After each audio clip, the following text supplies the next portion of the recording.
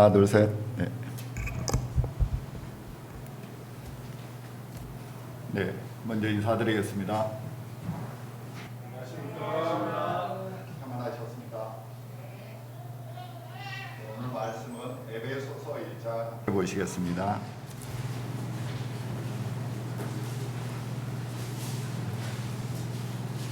네, 에베소서 1장 15절로 23절까지 제가 한 절, 우리 성도님들께서 한 절 이렇게 교독하도록 하겠습니다.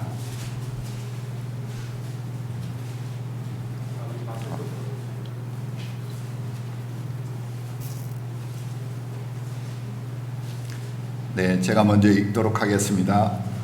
이를 인하여 주 예수 안에서 너희 믿음과 모든 성도를 향한 사랑을 나도 듣고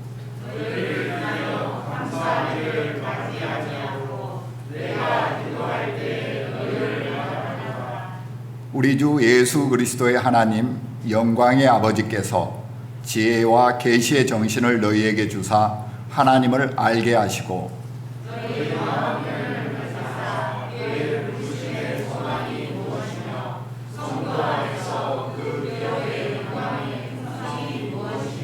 그의 힘의 강력으로 역사하심을 따라 믿는 우리에게 베푸신 능력의 지극히 크심이 어떤 것을 너희로 알게 하시기를 구하노라.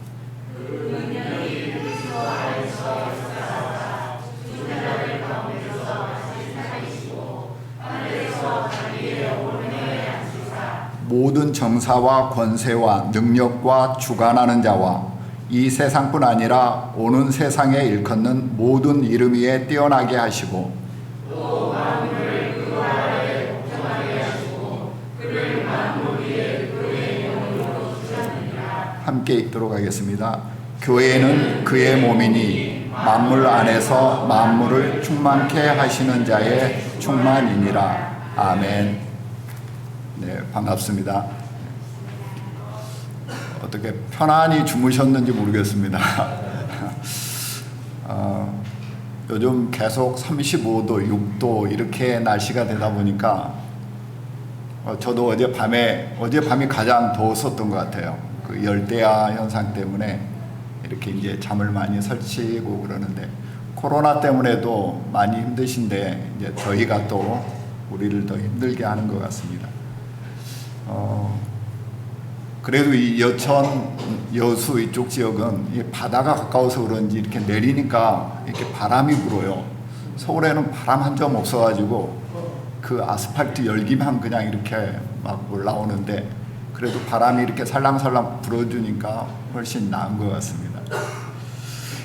예전 같으면 이제 수련회를 일주일 남겨놓고 우리 성도님들이 그곳에서 함께 모일 것들을 이렇게 생각하면서 기쁨으로 기다리게 되는데 벌써 세 번째 수련회가 이렇게 온라인으로 진행되고 있는 것 같습니다. 우리 생각과는 달리 이렇게 빨리 코로나가 종식되지도 않고 이렇게 지지부진하면서 우리를 이렇게 지치게 만드는 것 같습니다. 그럴 때일수록 우리 성도님들이 서로 연합하면서 서로를 위로하고 격려하면서 서로를 세워가야 할 때가 아닌가 싶습니다. 네, 오늘 말씀은 우리가 너무도 잘 알고 있는 에베소서 1장 말씀으로 하나님의 계획이라는 그런 주제로 함께 나누고자 합니다. 주로 이제 교회에 대해서 이렇게 에베소서에는 많이 이렇게 언급이 되어 있죠. 그래서 오늘은 에베소서 1장을 통해서 예수 그리스도와 교회에 대해서 함께 나눠보도록 하겠습니다. 우리가 잘 알고 있는 내용이고 또 우리가 자주 들었었던 내용입니다. 그래서 창세 전에 하나님께서 애정하신 이 교회와 구원과 예수 그리스도에 대해서 우리가 함께 나눠보고자 합니다. 어려운 주제가 아니고 또 오늘 설교는 우리 성도님들에게 무엇을 이렇게 권면하는 그런 내용도 아니고 무엇을 하지 않으셨다고 해서 어떤 질책하는 그런 말씀도 아닙니다. 그냥 우리의 지쳐있는 마음을 하나님께서 이루어 놓으신 그 역사를 통해 우리가 다시 한번 마음속에 이렇게 상기시키면서 우리의 마음들을, 지친 마음을 회복해 나아가는 그런 시간들이 되시기를 원합니다. 오직 성령님께서 우리의 마음을 감동시키셔서 우리의 마음들이 더욱더 기쁨으로 하나님께 드려지는 한 시간이 되길 기도합니다. 우리 성도님들이 이렇게 예수 그리스도 안에서 거듭났습니다. 구원을 얻었습니다. 그렇게 된 것이 성경 말씀을 보면은 창세전에 하나님께서 예비하신 것이다 이렇게 이야기를 합니다. 1장 4절을 한번 보시겠습니다. 곧 창세전에 그리스도 안에서 우리를 택하사 우리로 사랑 안에서 그 앞에 거룩하고 흠이 없게 하시려고 그 기쁘신 뜻대로 우리를 애정하사 예수 그리스도로 말미암아 자기의 아들들이 되게 하셨으니 이렇게 되어 있습니다. 하나님께서 우리가 구원받는 이런 모든 것들이 창세전에 예비하신 일이라고 합니다. 그리고 이 세상도 구원받은 우리 성도들을 위해서 하나님께서 창조하신 것이죠. 하나님께서 그 지으신 모든 것을 보시니 보시기에 심히 좋았더라 이렇게 말씀하셨습니다. 창세기 31절에 1장 31절에 하나님께서 보기에 좋으신 것들은 우리들에게도 보기 좋은 것입니다. 하나님의 형상을 따라 지음을 받은 하나님의 자녀들은 하나님이 좋으신 것은 우리에게도 좋고 하나님이 싫어하시는 것은 우리에게도 싫어함이 되는 것이죠. 그렇게 하나님께서는 우리의 구원을 창세 전부터 애정하시고 택하시고 이런 구원의 역사가 일어나게 하셨습니다. 하나님께서 선택하시고 애정하셨다라고 이렇게 이야기를 합니다. 그 뜻대로, 그 기쁘신 뜻대로 우리를 애정했다라고 이렇게 이야기를 하십니다. 우리는 이제 이런 말씀을 드리면은 구원받을 자가 이미 애정되어 있느냐라는 이런 문제에 이제 부딪히게 됩니다. 지금도 여전히 그것은 논쟁 가운데 있죠. 구원받을 자가 애정되어 있느냐, 그렇지 않느냐, 이것이 애정론이냐 아니냐 이런 문제로 자꾸 부딪히게 되는데 우리가 믿음을 어떻게 갖게 되었습니까? 우리 스스로의 어떤 지혜와 지식으로 가진 것은 아니죠. 이 믿음 또한 하나님께서 주셨다라는 것을 우리는 알고 있습니다. 믿음 또한 하나님께서 주신 것이죠. 하나님께서 지으신 모든 피조물에 대한 주권은, 최종적인 주권은 바로 지으신 하나님께 있는 것입니다. 우리는 그것을 거부할 수가 없어요. 그 주권을 인정을 해야 됩니다. 토기장이가 그 토기를 파상할 권이 있다고 하셨듯이 하나님께서는 모든 피조물에 대한 그 역사를 주관하실 그 권이 있으셔요. 그렇다면 이미 예정되어 있다라면, 구원받을 자가 이미 예정되어 있다라면 우리는 또 이렇게 이야기할 수가 있습니다. 때를 얻든지 못 얻든지 이 복음을 전파하라고 하셨죠. 듣든지 아니 듣든지 복음을 전하라고 했습니다. 뭔가 조금 모순되는 것 같아요. 제가 이제 자꾸 애정을 자꾸 이야기하니까 우리 성도님들이 애정론을 이야기하는 것이냐, 나는 애정론을 믿지 않는데 라고 이렇게 반문하실 수도 있습니다. 그러나 제가 지금 계속 애정을 말씀드리는 것은 제가 애정론이 맞습니다 이런 얘기를 드리는 거 아니에요. 우리가 알고 있는 그 애정론, 저도 그것을 믿지 않아요. 제가 이렇게 애정을 이야기하는 것은 방금 우리가 성경 안에서 읽었습니다. 창세전에 예수 그리스도 안에서 우리를 택하시고 이렇게 되어 있습니다. 그의 기쁘신 뜻대로 우리를 애정하시고 이런 말씀이 있어요. 그 애정을 지금 이야기를 드리는 것입니다. 성경에서는 하나님께서 모든 것들을 애정하시고 그것들을 성취해 가셔요. 곧 전지전능하신 하나님의 계획과 주권과 그 성취하심을 이야기하고 있는 것이죠. 구원받은 사람이 정해져 있다라면 그럼 우리는 복음을 전하지 않아도 되지 않느냐. 때가 되면 정해졌기 때문에 그 사람은 당연히 구원받을 텐데 라고 이렇게 질문을 던질 수도 있어요. 그 얘기는 이 구원뿐만이 아니고 지금까지 창세 때부터 지금까지 흘러온 역사와 이 세상을 마칠 때까지의 모든 역사가 하나님의 애정 가운데 있다라고 생각하십니까? 아니십니까? 다 하나님의 애정 가운데 있습니다. 근데 애정 가운데 있기 때문에 그렇게 생각한다라면은 애정론에 비춰서 이렇게 이야기한다라면 우리는 할 일이 없는 거예요. 이미 다 하나님께서 애정해 놓으셨기 때문에 우리가 할 일이 뭐가 있겠습니까? 가만히 있으면 모든 것들이 다 이루어질 텐데요. 그러한 것처럼 하나님께서 이렇게 예수 그리스도 안에서 우리를 택정하시고 애정하셨다라는 그런 말씀이 우리가 복음을 전하고 전하지 않고 그런 이유가 될 수 없다라는 것이죠. 우리가 말하는 애정론, 애정, 이것은 하나님께서 어디까지 애정하셨는지 그건 우리가 알 수가 없어요. 하나님께서 애정하셨다라는 것이 우리 한 사람 한 사람을 집어서 꼭 그 사람이 구원받아야 된다, 그 사람을 구원받도록 이렇게 해놓으셨다라고 하는 것인지, 아니면 예수 그리스도 안에서 예수 그리스도를 믿는 자를 구원받을 자로 이렇게 애정해 놓으셨다라는 것인지, 우리는 그 상세한 것까지는 사실 알 수 없어요. 그리고 그것이 우리에게 그렇게 중요한 것도 아닙니다. 때로는 우리가 알지 못하는 것이 있습니다. 풀지 못하는 것들이 있습니다. 결론 내지 못할 것들이 있어요. 그래서 우리는 그 말씀에 비추어서 우리가 최대한 가깝게 가려고 합니다. 우리가 풀 수 없는 것들은 최대한 가깝게 이렇게 가려고 하는데, 그것을 가지고 이것 아니면 이것으로 이렇게 단정을 짓고, 그리고 상대에게는 너는 어느 쪽이냐, 내가 선택한 이쪽이냐를 이렇게 질문과 답을 유도해서 그 결론을 이렇게 내려고 하면은 자꾸 그 안에서 논란만 이렇게 이어지죠. 그리고 결국 명확한 답은 얻지 못합니다. 그래서 분명히 우리가 알 수 없는 부분은 우리 지혜의 한계를 인정하고 그것들을 받아들여야 되죠.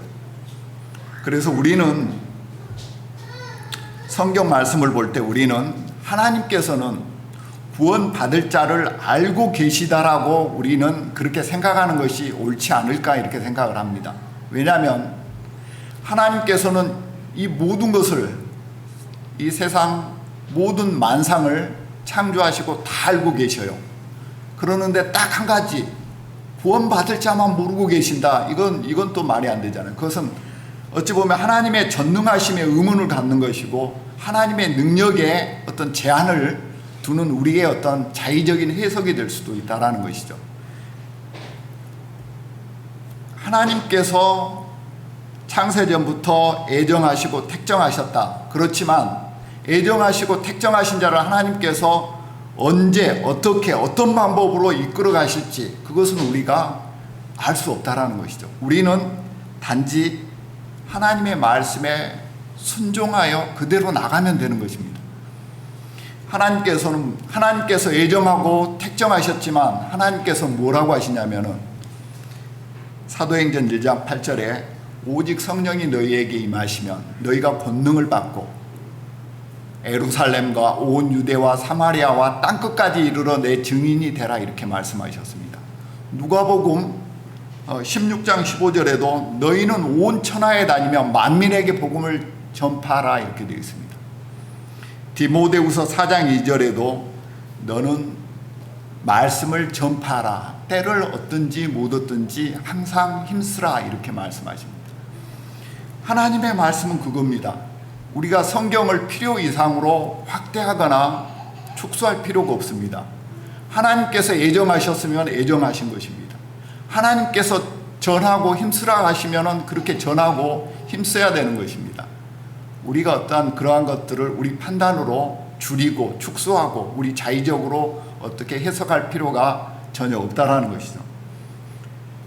어찌 보면 창세전부터 하나님께서 애정하시고 택정하시고 그래서 우리로 하여금 예수 그리스도 안에서 거듭나게 하셨다라는 이 말은 어찌 보면 우리에게 더욱더 확실한 믿음과 은혜로 다가올 수가 있어요. 절대 흔들리지 않는 그런 믿음으로 다가올 수 있다는 것이죠. 하나님께서 창세 전부터 예정하신 대로 내가 구원을 받고 내가 하나님의 이 교회 안에서 내가 살아가는 것, 그것이 내게 얼마나 확실한 믿음을 줄 수 있느냐라는 것이죠. 우리가 그렇게 믿는다라면은 어떤 우리의 믿음에 따라서 우리의 구원이 흔들리지 않는다라는 것이죠. 하나님께서 택하신 대로 예정함을 받았기 때문에.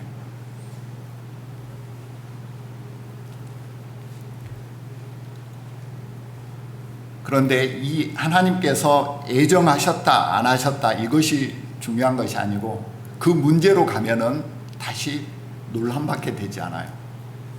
저 또한 말씀드렸습니다. 어떤 애정론에 대해서 그렇게 마음을 두고 있지 않다라는 것을. 그보다 더 중요한 것은 하나님께서 왜 이렇게 예정했다라고 말씀하셨는지 그 뒤가 더 중요하다라는 것이죠. 하나님께서 계획하신 이 크신 한 뜻이 있어요.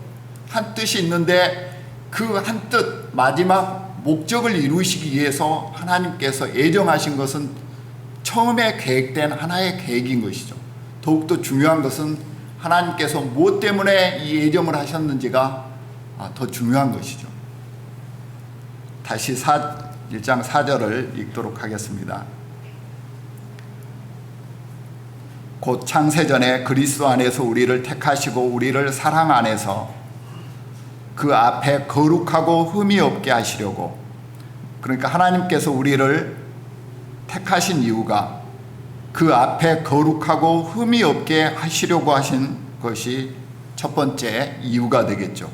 5절에 그 기쁘신 뜻대로 우리를 예정하사 예수 그리스도로 말미암아 자기의 아들들이 되게 하셨으니 이는 그의 사랑하시는 자 안에서 우리에게 거저 주시는 바 그의 은혜의 영광을 찬미하게 하려는 것이다.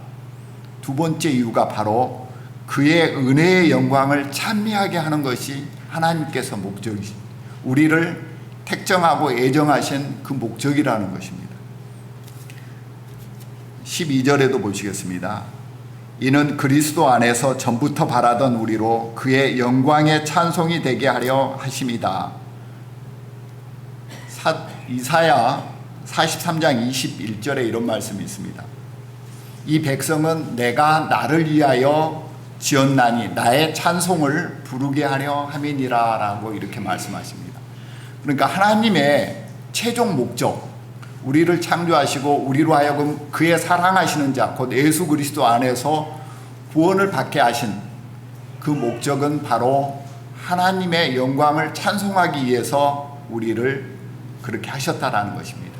그래서 창세 전부터 예정하신, 우리 거듭난 자를 예정하신 그 이유가 바로 하나님의 영광을 찬송하게 하기 위해서 하나님께서 그렇게 하셨다라는 것입니다. 그것이 하나님께서 우리 인생을 통한 하나의 한 틀의 계획이라는 것이죠. 그래서 우리는 뭐 예정이냐 아니냐 이거 하나 우리가 알 수 없는 그것을 가지고 우리가 논란 삼는 것보다는 하나님의 전체적인 그 틀 안에서 우리의 구원의 확실함을 더욱더 견고히 하는 것이 중요하다라는 생각이 들어집니다.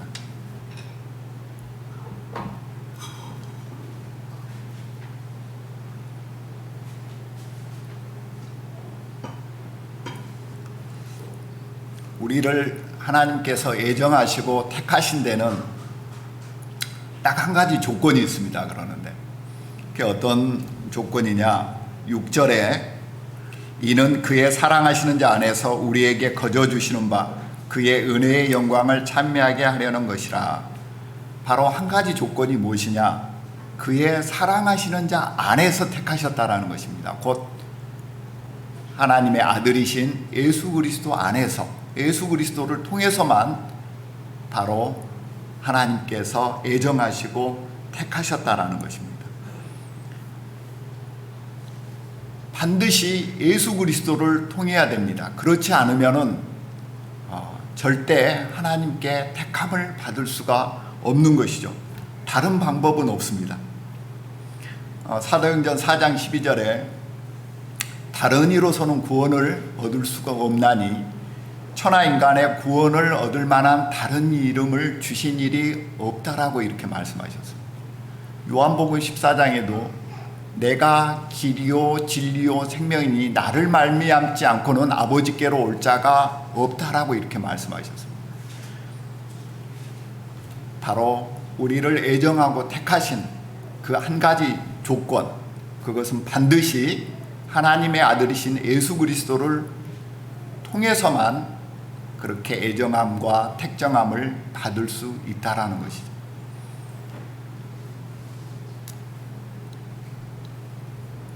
그래서 우리는 하나님의 애정하심과 그 은혜의 풍성하심을 따라서 예수 그리스도 안에서 이렇게 우리는 구원을 받은 자들입니다. 전적으로 하나님의 주권으로 모든 것들이 이루어진 것이죠. 계획부터 성취까지 하나님의 주권으로 애정하셨고 때가 찬 경륜에 따라 그렇게 하였다 이렇게 되어 있습니다. 때가 찬 경륜.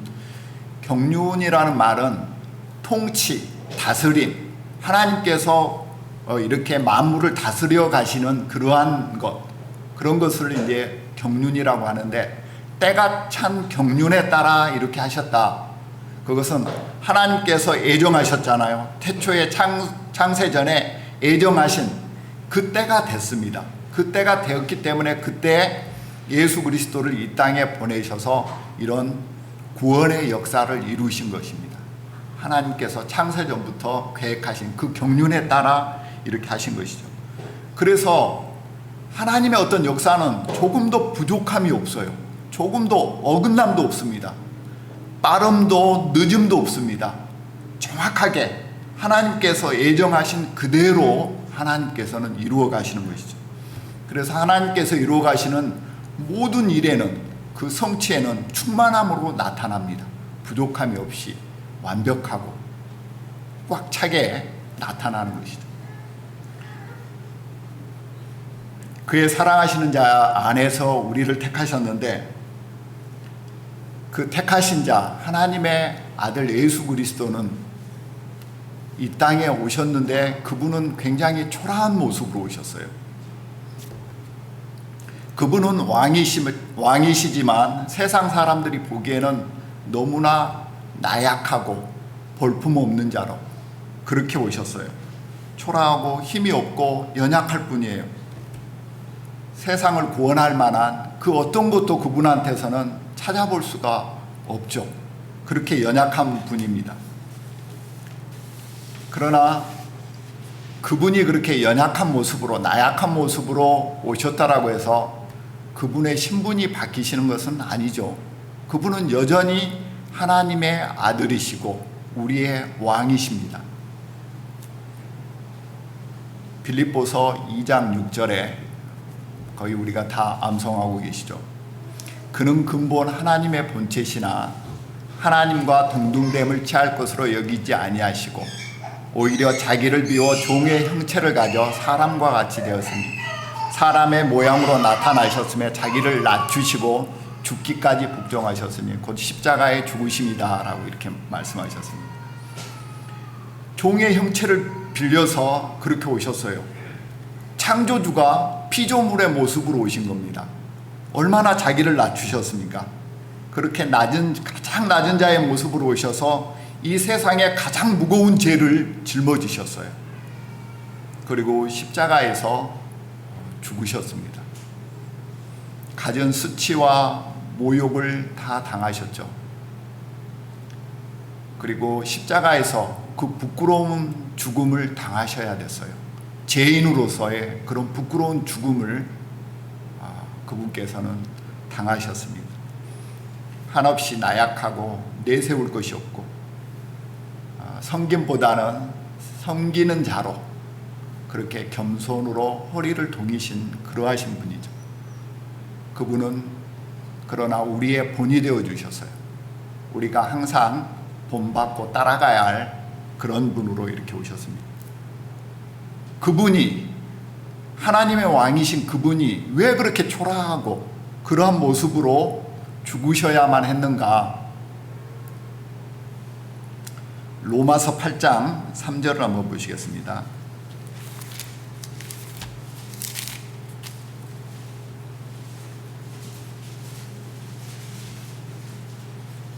로마서 8장 3절입니다. 율법이 육신으로 말미암아 연약하여 할 수 없는 그것을 하나님은 하시나니 곧 죄를 인하여 자기 아들을 죄 있는 육신의 모양으로 보내어 육신의 죄를 정하사 육신을 쫓지 않고 그 영을 쫓아 행하는 우리에게 율법의 요구를 이루어지게 하려 하심이니라.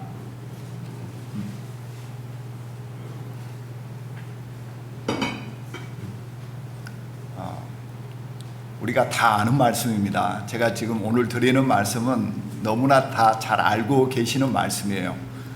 서두에 말씀드렸지만 우리가 그냥 코로나로 또 여러 가지 더위로 지친 우리의 마음을 그냥 이렇게 편안한 마음으로 다시 생각하면서 좀 더 우리 영혼의 힘을 갖고자 하는 그런 내용이기 때문에 그냥 이렇게 편안한 마음으로 이렇게 들으시면 좋을 것 같습니다. 이렇게 죄를 이야기하고 율법을 이야기하고 하니까 이게 굉장히 좀 더 무거울 수도 있는데 우리는 이미 여기에서 다 벗어난 사람들이기 때문에 편안한 마음으로 그렇게 한 시간을 쉼을 갖는 시간들이 되시길 바랍니다.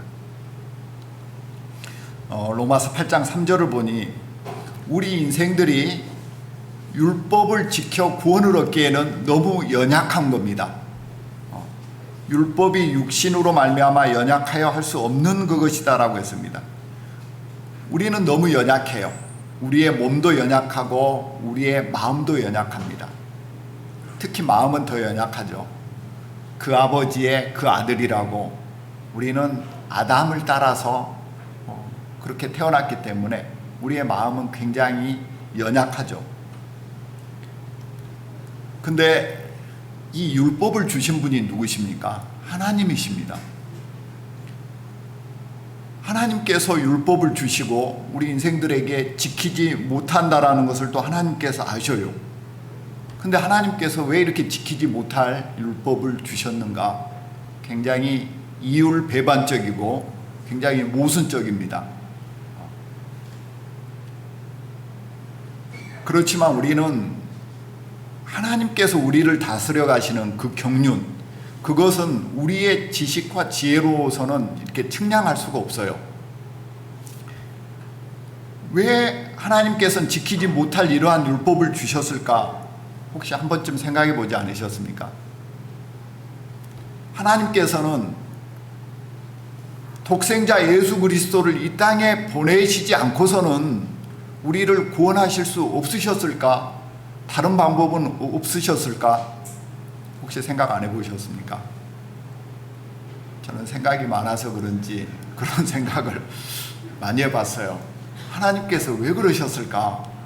율법은 해주시고 아니 예수 그리스도를 왜 이 땅에 보내셔가지고 그 수치와 그 부끄러움을 당하게 하셨을까?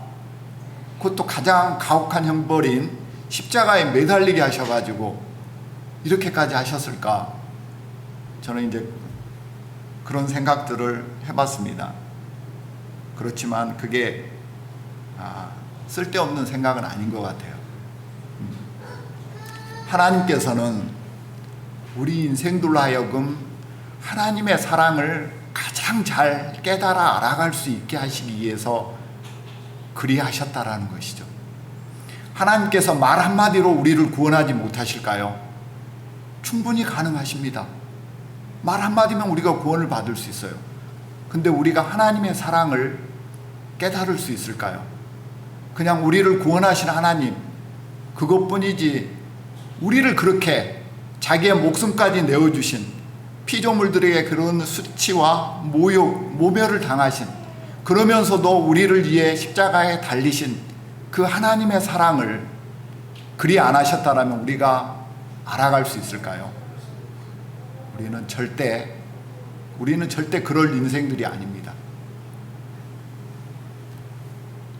그래서 하나님께서는 우리를 그렇게 사랑하셨기 때문에 그 아들을 보내시고 우리의 죄값을 위해 그 보혈을 흘리게 하셨던 것입니다. 연약하고 지혜 없는 우리 인생들을 향한 하나님의 은혜와 사랑이 거기에 있는 것입니다. 그래서 하나님께서는 우리에게 율법을 주셨을 뿐만 아니고 그 율법까지도 오셔서 친히 다 이루셨어요. 우리가 이루지 못할 그것들을 친히 다 이루셨습니다. 율법의 요구대로 그대로 다 하셨어요. 자기의 목숨까지도 기꺼이 들이시면서. 그래서 우리로 하여금 더 이상 그 율법에 얽매이지 않고 그 죄에서 해방을 시키셨습니다. 네, 고린도전서 15장을 함께 보시겠습니다.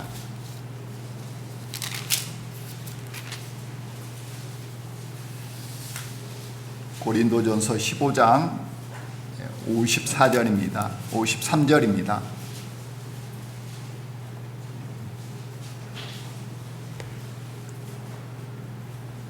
이 썩을 것이 썩지 아니함을 입고 이 죽을 것이 죽지 아니함을 입을 때에는 사망이 이김에 삼킨 바 되리라고 기록된 말씀이 응하리라. 사망아 너의 이기는 것이 어디 있느냐? 사망아 너의 쏘는 것이 어디 있느냐? 사망에 쏘는 것은 죄요 죄의 권능은 율법이라. 우리 주 예수 그리스도로 말미암아 우리에게 이김을 주시는 하나님께 감사하노니. 이렇게 되어 있습니다. 사망에 쏘는 것이 어디 있느냐 이렇게 이야기합니다.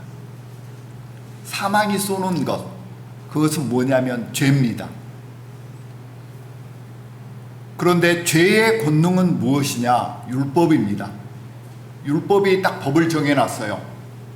사망이 쏘는 죄를 사람이 맞으면 어떻게 되느냐? 맞는 사람은 죽는다라고 율법이 이렇게 정해놨습니다. 그렇잖아요. 누군가 총을 가지고 이렇게 쏩니다. 그 총알이 나에게 박히면은 내가 죽어요. 그것은 법으로 정해놓진 않았지만 우리 생명 자체가 내 심장에 총알이 막 박히면 죽는 거겠죠. 그것과 마찬가지로 사망이 쏘는 그 죄를 사람이 맞으면 어떻게 되느냐? 죽습니다. 죽는다라고 율법에 정해놨어요. 근데 예수 그리스도께서 이 땅에 오셔가지고 율법의 요구대로 모든 것들을 다 이루셨어요. 예수 그리스도께서 그 죄를 맞으신 것이죠. 사망이 쏘는 그 죄를 예수 그리스도께서 맞으시고 죽으심으로 인해서 그 율법의 요구를 다 이루어 버리셨어요. 그렇기 때문에 여기에서 자, 사망아 너의 쏘는 것이 어디 있느냐라고 이렇게 묻습니다. 사망, 네가 이제 이길 수 있는 것이 무엇이냐? 쏘는 것이 무엇이냐? 예수 그리스도께서 이미 율법의 요구대로 다 이루어버렸기 때문에 사망은 여전히 우리를 향해서 죄를 쏩니다. 죄가 우리에게 와요. 근데 우리가 죽지 않아요. 왜? 예전에 율법에는 그 죄에 맞으면 우리가 죽는 것으로 법이 정해져 있었는데 이제 그 법에서 해방돼서 하나님의 법이 있어요. 그 법에서는 우리가 그것을 맞는다고 죽지 않아요. 죄가 아무리 우리를 공격해도 우리는 이제 죽지 않아요. 우리는 그 사망의 권세에서 해방되었기 때문에 그렇다는 것이죠. 그래서 사망아 너의 이기는 것이 어디 있느냐? 사망아 너의 쏘는 것이 어디 있느냐? 이제 없다라는 것이죠. 사망이 예수 그리스도로 인하여 거듭난 우리를 이길 수 있는 것이 아무것도 없어요. 아무리 죄를 쌓아도 우리를 통과할 뿐이지 우리가 해를 받지 않아요. 바로 예수 그리스도께서 사망을 이기게 하신 것입니다. 그래서 우리는 이제 우리에게 남아있는 것은 그렇게 하신 하나님께 감사하는 것만이 남아있을 뿐이라는 것이죠.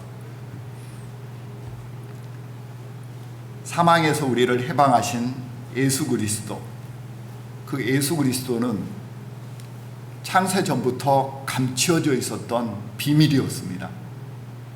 에베소서 다시 본문으로 가시겠습니다.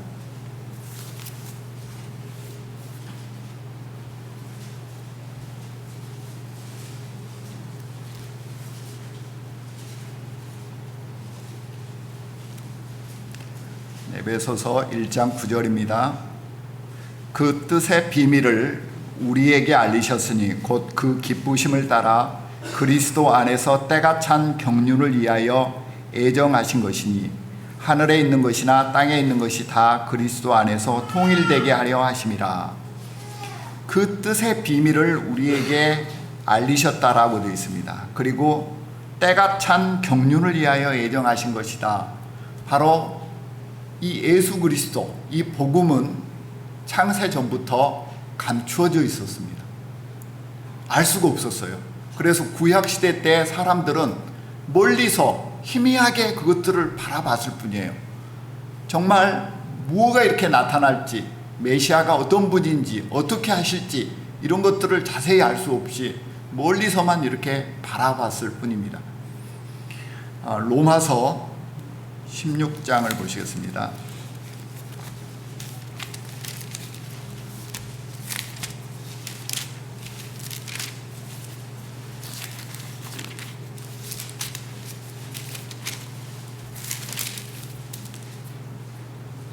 로마서 16장 25절입니다. 나의 복음과 예수 그리스도를 전파함은 영세 전부터 감추었다가 이제는 나타나신 바 되었으니 영원하신 하나님의 명을 쫓아 선지자들의 글로 말미암아 모든 민족으로 믿어 순종케 하시려고 알게 하신 바 그 비밀의 계시를 쫓아낸 것이니 이 복음으로 너희를 능히 경고케 하실 지혜로우신 하나님께 예수 그리스도로 말미암아 영광이 세세 무궁토록 있을지어다. 아멘. 그 비밀이 바로 복음이라는 것이죠. 자, 뒤쪽으로 좀 넘기셔서 골로새서 1장을 보시겠습니다.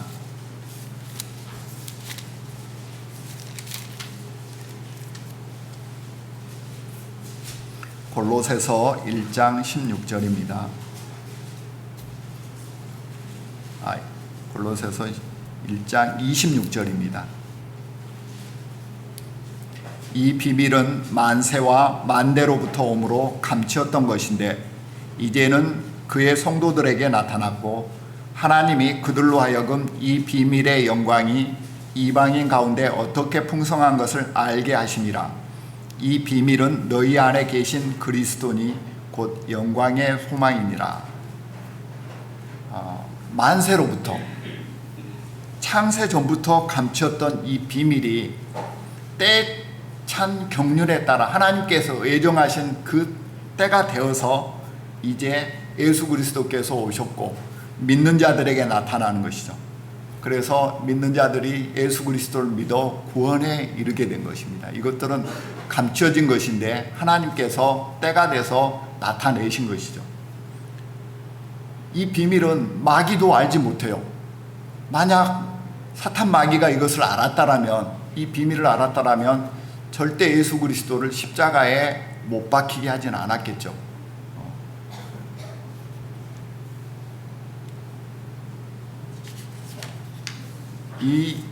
그렇지만 이 비밀은 굉장히 어려운 비밀은 아닙니다. 막 보아도 들어도 알 수 없는 그런 어려운 비밀들이 아니에요. 단지 하나님께서 애정하신 그때까지 감추어 놓으신 비밀이죠. 그러나 그 때가 되어서는 하나님께서 나타내셨어요. 누구든지 믿는 자는 예수 그리스도를 통해서 구원을 받을 수 있는 그런 비밀입니다. 단지 굉장히 쉬운 비밀인데 믿지 않는 자들에게는 여전히 비밀이 될 수 있는, 그러나 믿는 자들에게는 너무 쉬운 그런 비밀을 하나님께서 이제 나타내셨고 예수 그리스도를 믿는 모든 자는 다 그 안에서 구원을 얻도록 이렇게 하셨던 것입니다.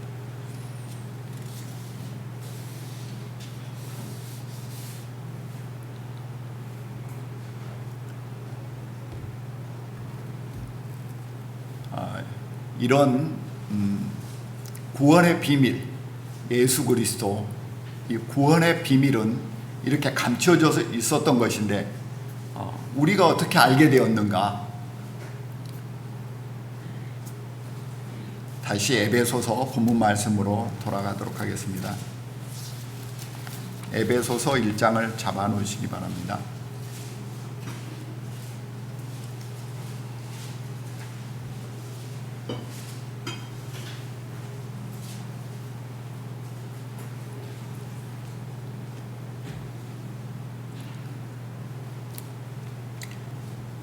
네, 1장 8절입니다. 이는 그가 모든 지혜와 총명으로 우리에게 넘치게 하사 그 뜻의 비밀을 우리에게 알리셨으니 곧 그 기쁘심을 따라 그리스도 안에서 때가 찬 경륜을 위하여 예정하신 것이니, 바로 하나님께서 우리에게 지혜와 총명을 주셨다라는 것입니다.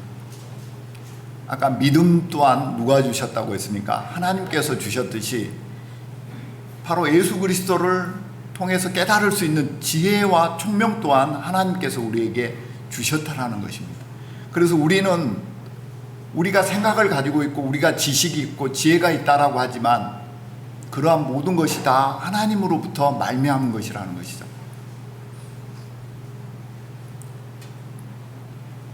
하나님께서는 그래서 이런 애정과 택함, 구원, 이러한 모든 것들은 바로 하나님께서 하나님의 사랑과 은혜를 더욱더 그리스도 예수 안에서 명확하게 나타내시고자 하신 하나님의 그런 뜻이라는 것이죠. 우리가 측량할 수 없는 하나님의 그런 애정된 계획이라는 것입니다. 17절에도 한번 보시겠습니다. 우리 주 예수 그리스도의 하나님 영광의 아버지께서 지혜와 계시의 정신을 너희에게 주사 하나님을 알게 하시고 너희 마음의 눈을 밝히사 그의 부르심의 소망이 무엇이며 성도 안에서 그 기업의 영광의 풍성이 무엇이며 그 힘의 강력으로 역사하심을 따라 믿는 우리에게 베푸신 능력의 지극히 크심이 어떤 것을 너희로 알게 하시기를 구하노라. 바로 여기를 보셔도 지혜와 계시의 정신을 또 우리에게 주셔서 우리로 하여금 하나님께서 우리를 부르신 그 부르심의 소망이 무엇인지 알게 하셨어요. 그리고 부르심의 소망을 우리로 알게 하시고 그것을 우리에게 기업으로 주셨어요. 저 영원한 저 천국을 우리가 소망하며 바라며 살아갈 수 있도록 그렇게 하신 것입니다. 이러한 모든 일은 다 하나님의 주권으로 이렇게 되었다라는 것이죠. 우리가 어떤 역사 가운데 우리가 주체적으로 뭔가를 해서 역사를 조금씩 바꾸어 나아갈 수 있는 것처럼 그렇게 생각될 수 있지만 전혀 그렇지 않다라는 것이죠. 이러한 모든 것들은 다 하나님의 뜻대로 이루어져 간다라는 것입니다. 11절에 이 모든 일을 그 마음의 원대로 역사하시는 자의 뜻을 따라 우리가 애정을 입어 그 안에서 기업이 되었으니, 바로 하나님께서는 모든 일을 그 마음의 원대로 역사하신다라고 이렇게 되어 있어요. 그리고 우리도 그 안에 그 역사하심 가운데 우리도 부르심을 입었다라고 이렇게 되어 있습니다. 우리가 구원받은 것, 그 시기와 때, 그것은 하나님께서 하나님의 역사 가운데서 피할 방법이 없어요. 우리가 우연찮게 전도 집회를 듣고 구원받은 것 같지만 하나님께서 정하신 그 때를 벗어날 방법이 우리는 없어요. 우리는 그 안에 들어있다라고 생각하시면 됩니다. 그렇다면 우리 구원의 확신이 얼마나 확실하게 느껴지는가를 아실 수 있을 거예요. 우리 스스로 뭔가를 택하고 이렇게 해서 얻은 구원 같으면 나의 어떤 의지가 약해지면 또 그것이 흔들린다라고 이렇게 생각될 수 있는데, 이러한 것이 어떤 하나님께서 예정된 그러한 역사 가운데 내가 들어가 있다라고 본다라면 우리의 구원의 확신은 절대 흔들릴 수 없다라는 것이죠. 하나님께서 우리를 포기하지 않으신 한 절대 흔들릴 수가 없다라는 것입니다. 그래서 우리는 하나님의 역사 가운데 서 있고 여전히 지금도 하나님의 부르심에 따라 그 가운데서 우리는 살아가고 있는 것입니다. 우리가 주님의 몸된 이 교회 안에 있는 것, 우리가 행한 일들이 하나도 없어요. 이 일들을 다 이루어 가시는 하나님의 은혜 가운데 있는 것이고, 이것은 영세 전부터 어찌 보면 계획되어 있는 예정된 일이라는 것입니다. 이 교회와 구원받은 우리 성도님들, 하나님의 애정과 성취, 그것이 무엇보다도 우리 성도님들의 구원의 확신을 갖게 하고 이 교회에 대한 하나님의 계획의 온전하심을 나타내는 것이라는 것입니다. 그래서 하나님께서 예정하신 것이 예수 그리스도 안에서 하나도 어긋남이 없다라고 하셨어요. 10절에 하늘에 있는 것이나 땅에 있는 것이 다 그리스도 안에서 통일되게 하려 하심이다. 하나님께서 예정하신 것들이 있는데 우리의 죄로 인하여 이것들이 약간 어긋나는 것처럼 보여요. 우리가 하나님께서 멀어지고 모든 만물 자연들이 죄로 인해서 그것들이 쇠퇴하고 이렇게 폐허가 돼가고 이러하잖아요. 그러나 예수 그리스도 안에서 다시 통일되게 하셨다라는 것입니다. 하늘에 있는 것이나 땅에 있는 것이나 이러한 어긋난 것들이 다시 예수 그리스도로 인해서 회복되었어요. 아까 하나님께서 애정하신 그 한 틀이 있다라고 했지 않습니까? 애정하시고 그리고 예수 그리스도로 인해서 거듭나게 하시고 그리고 그들로 하여금 교회를 이루어 하나님을 찬송하게 하시는 그런 하나님의 계획이 이 예수 그리스도로 인해서 다시 완전하게 회복되었다라는 것이죠.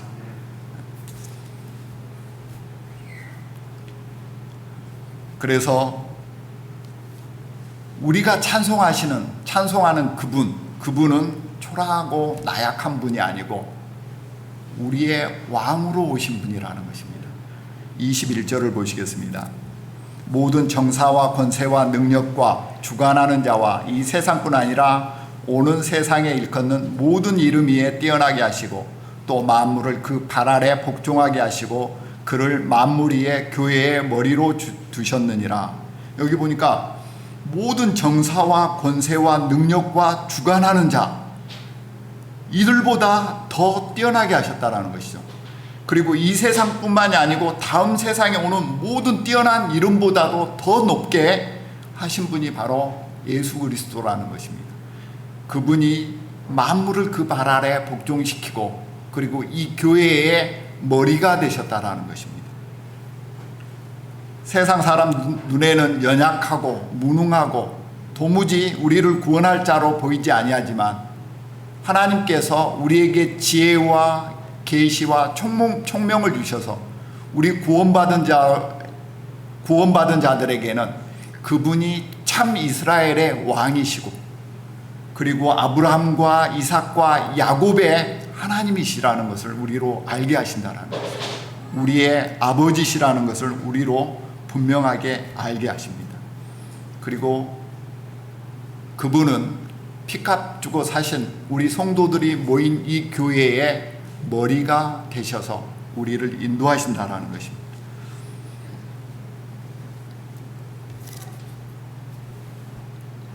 그 예수 그리스도께서 우리를 이렇게 인도하고 우리를 다스려 가시니 만세 전부터 예정된 것들이 하나도 흐트러짐이 없고 온전히 이루어 가고 있다는 것을 우리가 알 수 있습니다. 세상에 무슨 혼란한 일들이 막 일어날지라도 그러한 것들이 하나님의 역사를 조금도 변경시킬 수 없어요. 하나님께서 예정하신 거기에서 조금도 이탈할 수 없다는 것입니다. 그래서 우리 성도님들은 이런 것들에 동요될 필요가 전혀 없어요. 이 교회, 우리 성도님들이 모여있는 이 교회 또한 어찌 보면 감추어 있었던 비밀이었죠. 예수님께서 십자가에 죽으시고 제자들이 막 흩어졌어요. 그때 어찌 보면 사탄 마귀는 하나님의 계획이 완전히 무너졌다라고 이렇게 생각했을 겁니다. 자기가 이겼다라고, 이 세상에서는 자기가 이겼다라고 이렇게 생각했을 수가 있어요. 그러나 예수 그리스도께서 다시 부활하셨어요.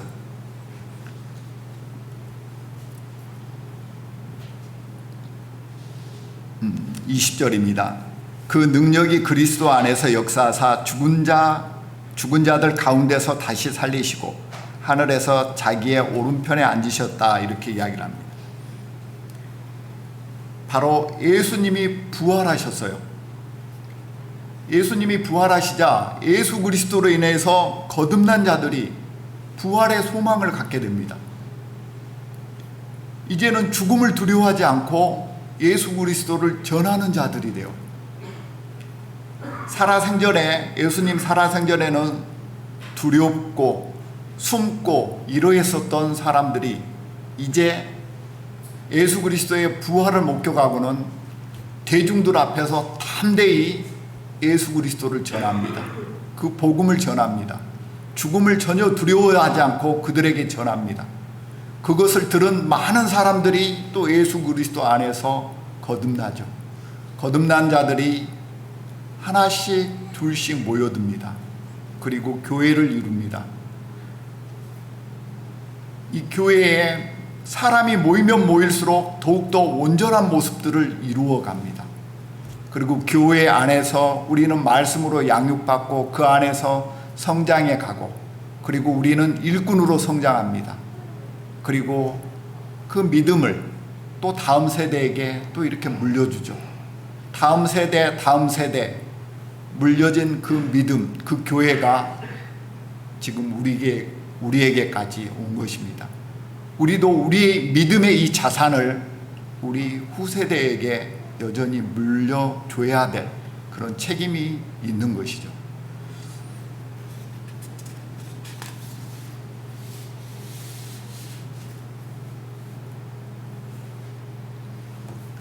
하나님께서는 우리를 그 애정과 택하심 안에서, 예수 그리스도 안에서 분명하게 우리를 구원하셨어요. 그리고 우리에게 확실한 그 증거를 또한 우리에게 주셨습니다. 우리의 연약함을 아셔요. 그렇기 때문에 우리가 이 세상 가운데서 전혀 흔들리지 않고 살아갈 수 있도록 그 확실한 증표를 우리에게 보증해 주십니다. 13절을 보시겠습니다. 그 안에서 너희도 진리의 말씀 곧 너희의 구원의 복음을 듣고 그 안에서 또한 믿어 약속의 성령으로 인치심을 받았으니, 이렇게 되어 있습니다. 약속의 성령으로 인치심을 받았다라고 이렇게 되어 있습니다. 우리가 잘 알듯이 이렇게 짐승들을 이것이 내 소유다라고 이렇게 정할 때, 아무리 이렇게 이름을 지어주고 뭔가를 이렇게 해도 이 짐승들끼리 서로 섞여버리면 모르잖아요. 그래서 생각해 낸 게 뭡니까? 인치는 것이죠.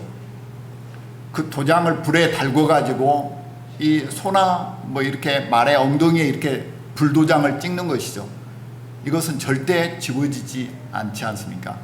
하나님께서도 우리에게 그렇게 도장을 찍으셨어요. 인치셨습니다. 뭘로 하셨느냐? 성령으로 인치셨어요. 우리 육신에 한 게 아니고 우리 영혼에 인치셨습니다. 우리 육신은 죽고 썩어지고 이러면 없어져 버리지만 우리 영혼은 전혀 변하지 않지 않습니까? 우리 영혼에 인치셨기 때문에 우리는 우리의 신분이, 하나님의 자녀됨이 절대 변할 수가 없다라는 것이죠. 아까도 말씀드렸지만 하나님께서 거둬가지 않는 이상 우리의 구원에, 하나님의 자녀됨은 절대 변치 않는다라는 것입니다. 혹 이런 생각을 할 수도 있습니다. 이제 연세가 많아지시면 그렇지 않습니까? 우리의 어떤 정신이 조금 이렇게 혼미해지잖아요.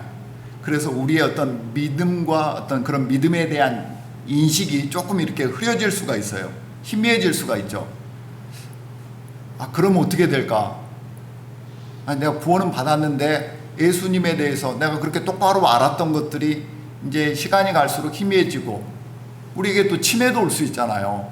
치매가 오면은 이게 사람이 정신이 오락가락하고, 그러면 어떻게 될까? 이렇게 생각을 할 수가 있어요. 근데 자, 우리 자녀들이 무슨 사고를 당했어요. 그래서 중환자실에 있습니다. 근데 이 아이가 정신이 오락가락해요. 정신이 혼미해요. 그럼 이 아이가 내 자녀겠습니까? 아니겠습니까? 얘가 나를 몰라보니 내가 애를 내 자식으로 생각할까 말까 이렇게 생각하는 부모가 있겠습니까? 마음이 더 가죠. 어떻게든 더 살려야 되겠다는 그런 간절한 마음이 더 갑니다. 그러하듯이 우리가 나이 먹고 정신이 이렇게 희미해진다고 해서 우리의 구원에 대해서 흔들릴 필요가 전혀 없다라는 것입니다. 우리 영혼에 인을 치셨어요. 그것은 절대 변치 않는다라는 것이죠. 로마서 8장 16절에 성령이 친히 우리 영으로 더불어 우리가 하나님의 자녀인 것을 증거하시나니 이렇게 이야기를 합니다. 성령께서 우리가 하나님의 자녀인 것을 항상 증거하신다라는 것입니다. 언제든지 하나님 앞에 갔을 때든지 언제든지 이 사람은 성령으로 인친 하나님의 자녀임을 그 성령께서 항상 우리에게 보증을 한다라는 것입니다. 로마서 8장 33절에도 그런 말씀이 있습니다. 누가 능히 하나님의 택하신 자들을 송사하리요 의롭다 하신 이는 하나님이시니 누가 정죄하리요 죽으실 뿐 아니라 다시 살아나신 이는 그리스도 예수시니 그는 하나님 우편에 계신 자여 우리를 위하여 간구하시는 자시니라 이렇게 이야기를 하십니다. 하나님의 애정하심과 인도하심과 성취하심 그것은 조금도 흔들림 없이 하나님께서 그렇게 이끌어 가십니다. 우리가 지금 현재 직면하고 있는 그러한 일들, 어려운 일들도 사실 있습니다. 그러나 그런 우리가 예측치 못한 그러한 일들이 갑자기 들어와서 하나님의 어떤 애정하심을 흩트는 것은 아니라는 것입니다. 우리는 예측하지 못하지만 그것은 다 하나님의 역사 가운데 이미 예정되어 있는 일이라는 것이죠.